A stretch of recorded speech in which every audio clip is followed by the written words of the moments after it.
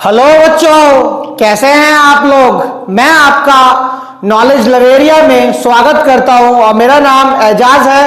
और आज बच्चों जो हम लोग बात करने जा रहे हैं वह क्लास 10th की mathematics chapter number 5 arithmetic progression exercise 5.2 question जो है वो बच्चों में 15 आप लोगों को बताने जा रहा हूं। तो आइए एक बार पढ़ देता हूं। For what value of N are the nth term of two APs 63, 65, 67 और 3, 10, 17। देखो ये दोनों एपी जो है ना, पहले मैं लिख देता हूं, ठीक है।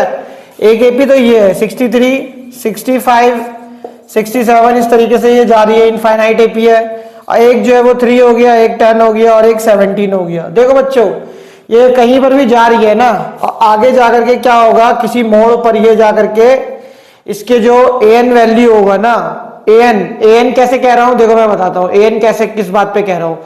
ये 67 जा रहा है, ये 17 जा रहा है, ठीक है। यहां पे डिफरेंस दो का है, यहां पे 7 का है।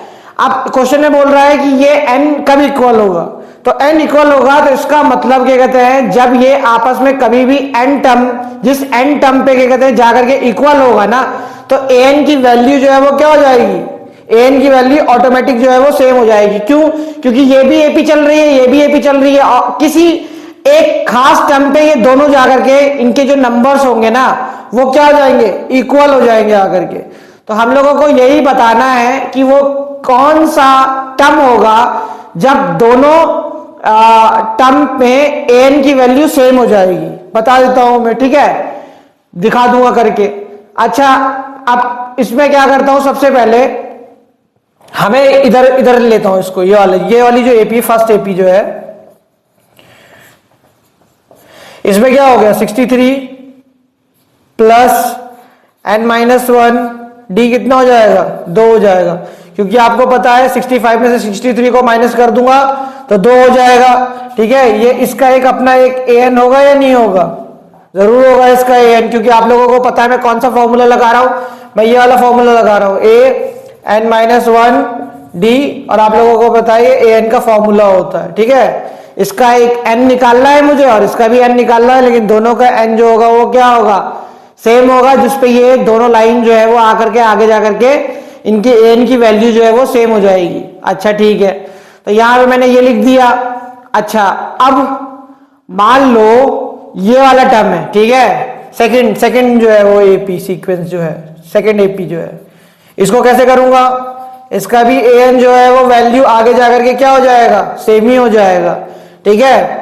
तो an जो है वो वैसे का वैसे ही रख दो, और a जो है वो क्या कहते हैं कितना हो जाएगा, 3 हो जाएगा, और या n मुझे पता नहीं है, ठीक है। और d कितना हो जाएगा, देखो d 10 में से अगर 10 में से अगर 3 चला गया तो 7 बचेगा, तो ये जाएगा 3 प्लस 7n - 7 हो जाएगा। एक तो इक्वेशन ये बनी, एक ये बनी, ठीक है। अभी मैं बता रहा हूं, ठीक है, an और an जो है वो दोनों को इक्वल ले रहा हूं, लेकिन जाते टाइम जब आंसर निकल जाएगा n की वैल्यू, तब बताऊंगा कि हाँ an की वैल्यू ऑटोमेटिक जो है वो सेम हो जाएगी, वो दिखाऊंगा मैं, ठीक है। अब यहां पे क्या करता हूं, इसका an जो भी होगा, ठीक है, वो इसके an से सेम होगा। रीजन इसके बाद दूंगा मैं, ठीक है। यहां पे वो कर लो an1 इक्वल टू an2।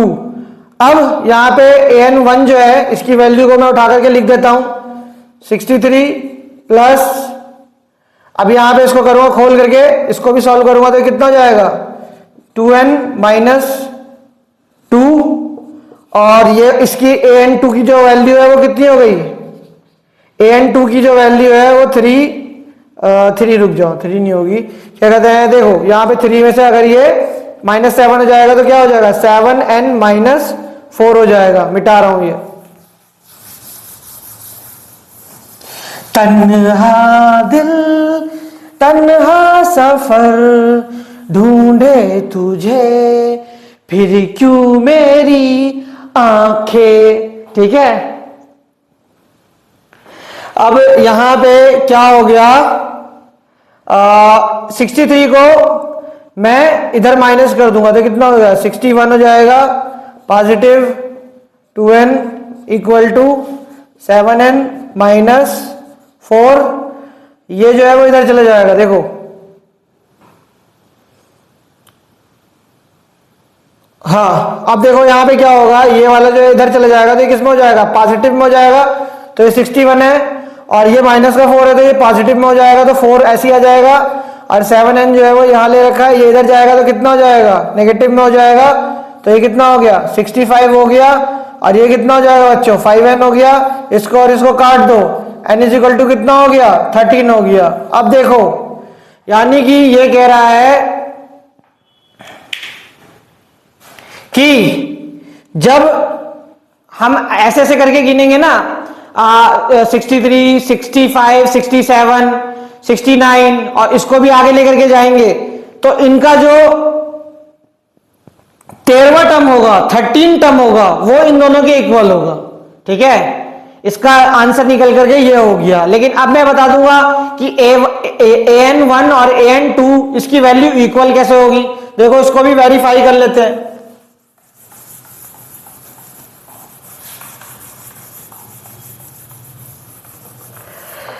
अब मुझे पता है इस बात का कि an की वैल्यू मेरी निकल चुकी है। ठीक है, अब मान लो ये मुझे पता चल गया है कि इसका जो 13 टर्म और इस नीचे वाली एपी का 13 टर्म, ये दोनों जो है वो बराबर हैं, तो इनका an भी जो है वो बराबर हो जाएगा ना। मान लो अगर मैं 13 टर्म निकाल करके जैसे n की वैल्यू a13 निकालने लगूं इसका, तो a13 जितना इस AP का निकलेगा ना उतना इस वाले AP का भी निकलेगा। तो मैंने यहां पे उसको an बना लिया, सिंपल सी बात है, क्योंकि मैं आगे जा रहा है इनफाइनाइट AP, आगे बहुत AP जा रहा है, उससे मुझे कोई मतलब नहीं है। तो a13 टर्म देखो मैं बताता हूं कैसे निकलेगा इसका। a13 टर्म कैसे निकालेंगे, 63 हो गया इस फर्स्ट वाले AP का। ठीक है, ये कितना हो जाएगा बोलो n-1, तो n-1 सिंपल 12 कर देता हूं, और यहां पे कितना हो गया,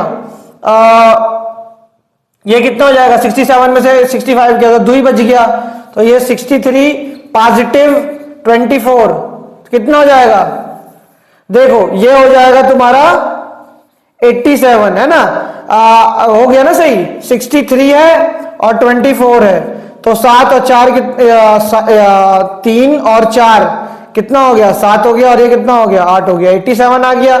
ठीक है, a13 जो है वो 87 है। अब देखो इसका भी a13 में तुमको निकाल करके दिखाता हूं। ठीक है, तो a13 में नीचे वाले दूसरे AP का निकालूंगा, तो इसका फर्स्ट टाइम कितना ले लिया मैंने, क्या कहते हैं 3 ले लिया, और यहां पे 12 हो जाएगा। कॉमन डिफरेंस कितना है इसके बीच में, कॉमन डिफरेंस जो है वो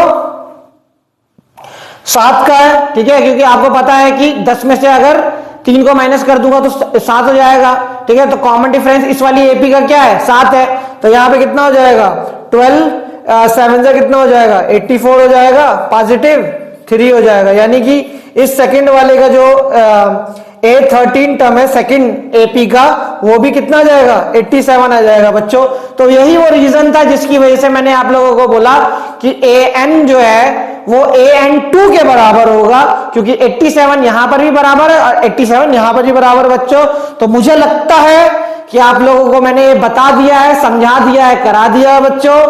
और अगर आपको अच्छा लगा हो तो लाइक करिएगा, सब्सक्राइब करिएगा, चैनल पे आइएगा और अपना ख्याल रखिएगा और अच्छे से पढ़ाई लिखाई करिएगा। ठीक है बच्चों, आप अपना ख्याल रखिए।